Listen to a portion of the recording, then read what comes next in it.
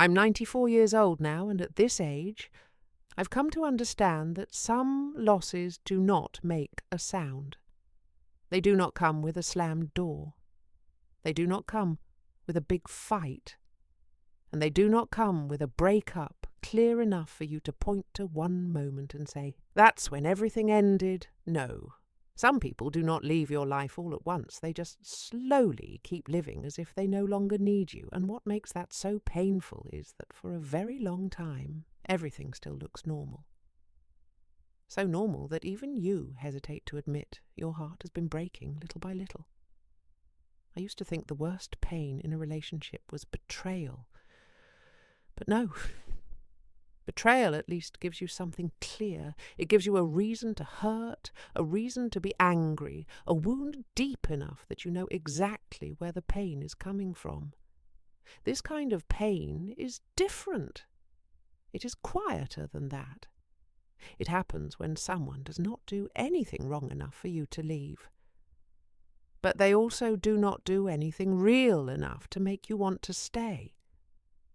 It is when a person still sits with you, still eats with you, still sleeps beside you, still remembers to buy the kind of bread you like, and yet somewhere along the way they stopped really looking into your eyes. I had a friend once. From the outside her marriage looked fine. No fighting, no cheating. No one walked away. They still said good morning to each other. They still had dinner together. They still went to the grocery store on weekends. During the holidays, they still stood side by side in family pictures like everybody else. If you only looked from the outside, you would have thought it was a decent life, maybe even a good one. But one day she sat with me in her kitchen, holding a cup of tea that had gone cold without her even noticing, staring into space for a long time before she finally said something I have never forgotten. She said, "What scares me most is not that one day he might leave me. What scares me most is that if I disappeared one day, his life probably would not change that much." You see, that is not a dramatic sentence, but the older I get, the more I understand that people do not break because of the biggest sentences. They break because of quiet ones like that. Because inside one simple sentence can live the feeling that you were once an important part of somebody's life, and then slowly became something they could live with or without. Still there. Still familiar. Still part of the room, but no longer held in the heart. I used to think loneliness meant an empty house, a quiet night, eating dinner by yourself. But no. Real loneliness is having someone beside you and still carrying the deepest part of your life alone. It is when you finish telling a story and the other person just says, then looks back at their phone. It is when you walk into the house and no one looks up. It is when your sadness is plain on your face and no one asks one more question. It is when you start talking less. Not because you've found peace, but because you've learned that even if your heart opens, no one is really coming in. The first truth is this: many relationships do not die because of one big moment. They die because of small indifference, repeated too many times. They die when someone's eyes no longer light up when you walk into the room. They die from hearing "we'll talk later" so many times that one day you stop trying to talk at all. They die because the other person still remembers so many things in their own life. Appointments, work, errands, plans, but does not notice that you have been quieter than usual for a long time. Some forms of neglect do not look like someone disappearing. They look like someone staying without any warmth left. The second truth is this: what wears people down is not always being treated badly. Sometimes what drains a person the fastest is being treated just well enough that they cannot even say they are hurting. You cannot call the other person cruel. They still do what they are supposed to do. They are still polite, still responsible, still there. But in all the things they continue to offer, nothing reaches your heart anymore. And that kind of emptiness is hard because it leaves no obvious proof. It causes no scandal. It gives outsiders nothing to react to. It just makes one person slowly wither on the inside, quietly, privately, over a very long time. The third truth is this. When you keep telling yourself, well, they're tired too, or they're still a good person, or maybe I'm just too sensitive, deep down, you probably already know something is no longer right.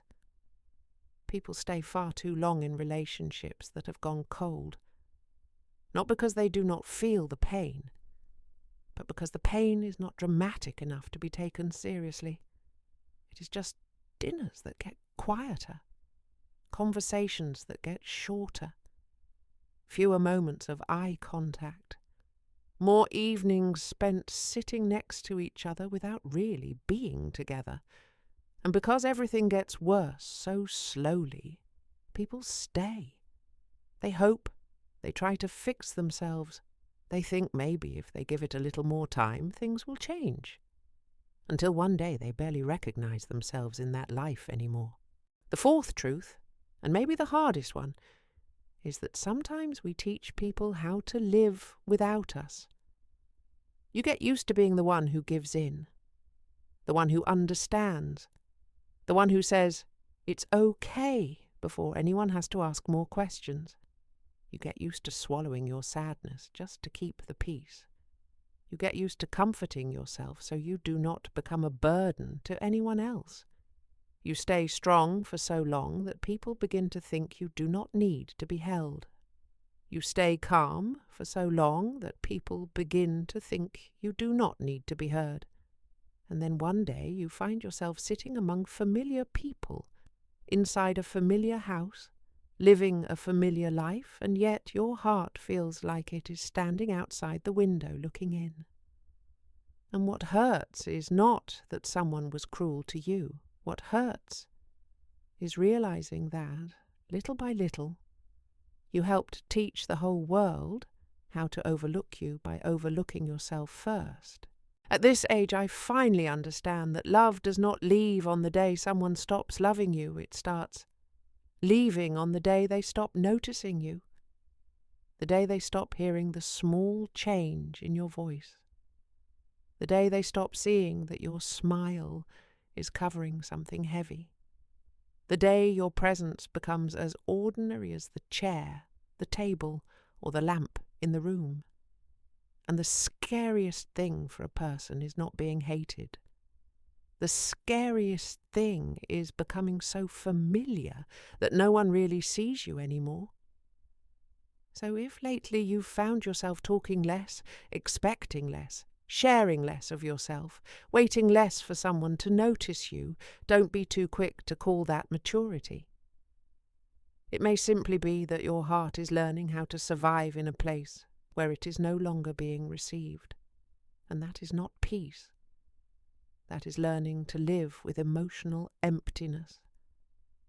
I'm 94 years old now, and if there is one thing I want to tell you before it is too late, it is this. Do not stay too long in places where people are used to having you, but would not truly feel shaken if one day you were gone. Do not spend your whole life trying to keep a place in someone else's world when that place has not been held with love for a very long time. And do not fool yourself into calling long-term indifference stability, just because it is not dramatic enough to call pain. Tonight, when everything gets quiet, can you sit with yourself and ask just one honest question? If one day you went silent for good, who would truly notice that you are no longer there the way you used to be?